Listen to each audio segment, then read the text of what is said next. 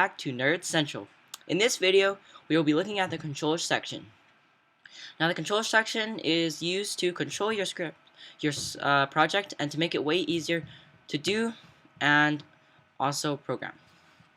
So, without further ado, let's get into it. So, the first block is wait 1 second, or how many seconds. Now, this block is used to wait how many seconds you want to wait, and then do another operation. So let's say move 10 steps, wait 5 seconds, move 10 steps. So what this script does is when the green flag's clicked, you will move 10 steps, wait 5 seconds, and then move another 10 steps. So let's check it out. Should move 10 steps after 5 seconds. There you go, it moved a bit. So it might not be the most obvious example, but there you go. That's the wait block, so pretty straightforward. The next one is the repeat block. Now this is very useful for repeating things inside of the loop, the amount of times you have. So basically, let's do turn 15 degrees, repeat 6. So what it's going to do is when flag clicked, it will repeat turning 15 degrees 6 times. So let's try it out. There you go. Let's do it again. It's pretty much a 90-degree angle. So set it back up there. So that's pretty simple because I wouldn't need to turn the 15 degrees. I wouldn't have to write it 6 times. I just need to put the repeat loop and bam, it's great. So whatever's in here will be repeated 6 times. Pretty straightforward. So the next block is the forever loop. Now this loop is also very useful because it allows things in your project to be run indefinitely without you having to write it over and over and over again. So let's just get a when flag click, forever turn 15 degrees. So what this is going to do is when the green flag is clicked, forever turn 15 degrees. Let's try it out. So there you go. The cat is a fidget spinner slash spinning cat of death. So that's the forever, very useful. So the next one is the if boolean then. And as you can see, it's empty here. And what you're supposed to put is the boolean inputs, or yeah, which is these things with the diamonds at the ends. So you can see there's quite a few here. There's also some over here. We'll go over those in more depth in later videos. But basically, what it is if it's true or false. So if it's true, it'll execute whatever is inside here. If it's false, it'll move on. So just make a quick script here and I'll explain it. Yeah, okay. And I recommend putting a forever loop over all the if loops because then it means that it's forever sensing for if it's touching for mouse pointer. So let's run through the script. So when the green flag's clicked, forever if it's touching the mouse pointer, then go to random position. And if it's true, touching mouse pointer, then it will go to random position. If it's false, it just won't do anything. So let's try it out. It's not doing anything. I want to move my mouse to it. Bam. It teleports to a random position. So that's quite cool. The if boolean then. So the next block is if then else. Now this is principally the same. We can put these in here. And then else we will put in say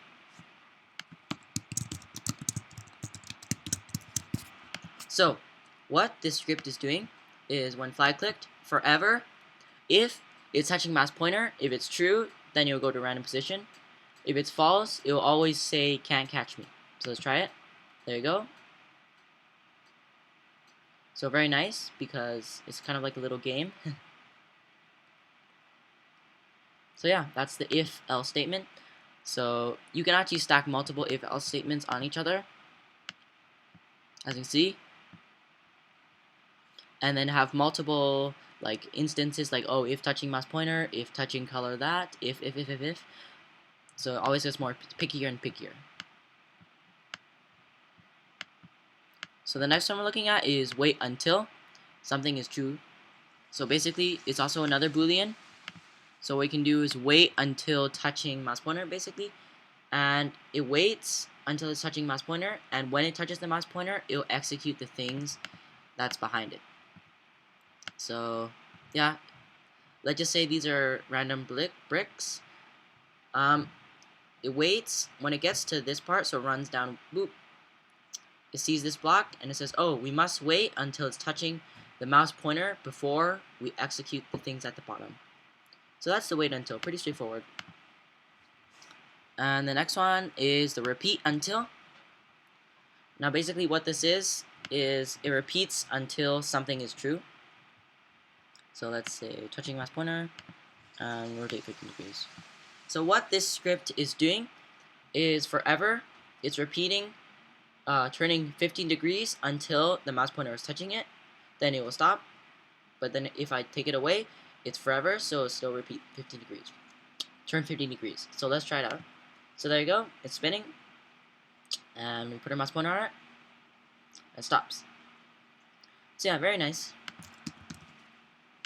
So you can make it faster and it looks kind of weird, but there you go. So that's repeat until. So the next block we're going to look at is the stop all block. Now this block basically stops everything in all the sprites and stops your whole project basically. So how about we have when flag clicked, wait 5 seconds, stop all. When flag clicked, forever, turn 15 degrees. So basically what this script is doing, when flag clicked, it will forever turn 15 degrees, and you would think it go on forever until you click the stop sign, but this script right here runs at the same time. When flag clicked, wait 5 seconds, and then it stops all, which can override the forever loop. So let's try it. So it's spinning, and then 5 seconds later, it should stop. There you go. So once again, very useful for stopping everything in your project without worrying about putting a stop in every single one. But if you really wanted to stop it in just this sprite, then you can do other scripts in sprite, meaning the other scripts excluding this script will be stopped. And then stop this script is just this one. So that's the stop whatever block. And the next one is when I start as clone, create clone of myself and delete this clone. So these blocks, so basically clones are like virtual images that are the same as the sprite. So they could do things when you put the when I start as clone. And when it clones itself, you can have as many clones as you want, but they are all like doing the same thing. So let's check out this create clone of myself block. So when flag click, forever, let's do create clone of myself, wait 0.1 seconds. When flag clicked, how about forever, move 10 steps, if on edge bounce. So I'll explain this script right now. So when the flag is clicked, forever, it will create a clone of myself and wait 0.1 seconds, so there's a 0.1 interval between creating clones, so it's going to keep creating clones, more clones, more clones. And this script right here, when the green flag clicked, forever, it will move 10 steps, and then if on edge, it will bounce. So pretty straightforward. Let's test it out. There you go, creating a bunch of clones, and moving along the stage. Very cool. Indeed. And notice when I click the stop sign, all of the clones disappear because clones are not permanent, they're just images of the original. So the next is when I start as clone. So this applies to all the clones, not the original sprite. So whenever they get cloned, the clones will do a specific thing. So let's say when I start as clone, think YOLO. So basically, whenever it starts with a clone, it'll think YOLO. And another one you could do is when I start as clone, wait 1 second, delete this clone. And delete this clone is the end of the when I start as clone header, meaning it will delete the clone, like delete it from existence. So let's try it. There you go. They're thinking YOLO, and they're disappearing. So it's like a little trail. Pretty cool, huh? So that wraps up the control section. thank you for listening to part 4 of our Scratch tutorials, and we'll see you guys again next time on Nerd Central. Peace out.